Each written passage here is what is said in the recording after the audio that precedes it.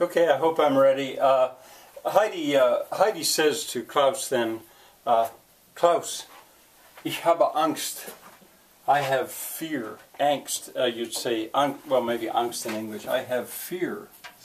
I have fear. She's afraid. I mean, she's been poisoned. Klaus says, es wird wieder alles gut. It becomes again everything all good. It becomes again all good. It will be okay. Wird would be becomes. Wieder, I think you've already got that. It means again. Alles is everything. All, everything. I'll just say all. Gut. You have that already. Heidi then says, ach, ich fühle mich so schlecht. Ah, I feel myself so bad.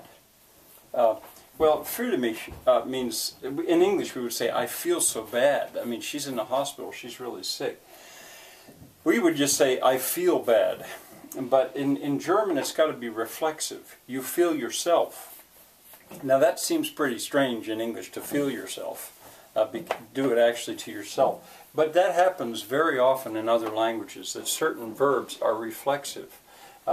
I always think at this point on a man that when I first learned German, I think he was a teaching assistant, he said he had been on a beach with a German girl, he's a young man, and he asked her if she was cold. And he said, bist du kalt? And she smiled and said, nein, ich bin nicht kalt. Well, what he had asked her was, are you frigid sexually? And she said, no. What he should have asked her was, fühlst du dich kalt? Fühlst du dich? Feel you yourself cold? Do you feel cold? Anyway, Klaus says, beruhe dich. Beruhe dich.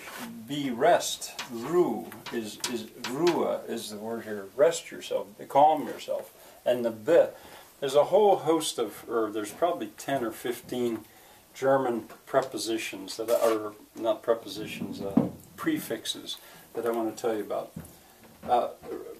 Berest yourself.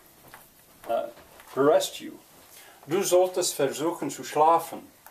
You should. Soll means shall, but if it's in the past tense, it becomes like should.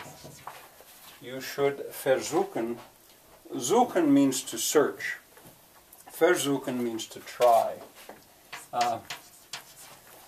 Zu schlafen, to sleep. To sleep. And schlafen by itself means to sleep. But sometimes in German they do what we always do in English and say you should try to sleep. Then he goes on and says, ich weiß etwas. I know something.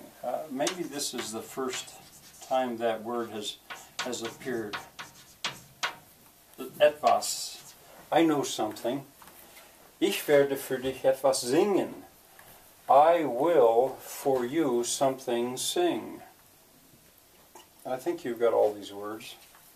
I will for you something sing. Maybe you don't have this. I think you do. Ein Volkslied. A folk song.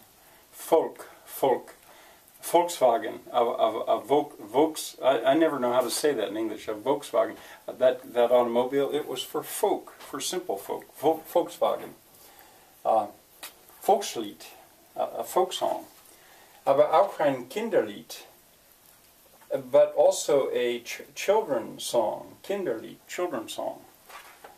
Kinder, I guess you don't have that yet. Children's song. Und ein Schlaflied.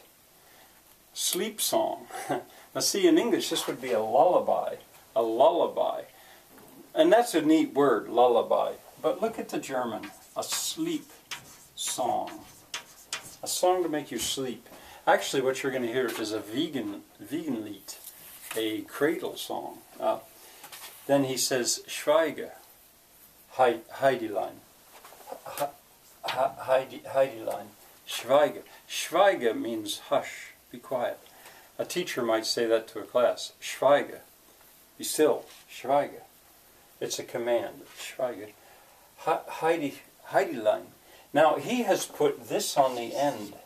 That's a diminutive. It's like saying little Heidi. But it's also saying it's an endearment.